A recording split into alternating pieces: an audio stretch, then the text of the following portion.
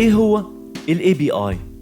تخيل انك في مطعم فاخر بتطلب أكلة معينة والجرسون هو اللي بياخد طلبك وبيوصله للمطبخ عشان يجهز الأكلة ويرجعها لك.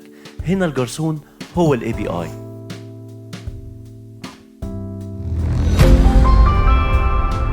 I learned Code Academy for online courses. ال API أو ال Application Program Interface هو العقل المدبر اللي بيخلي التطبيقات تتكلم مع بعضها بكل انسيابية.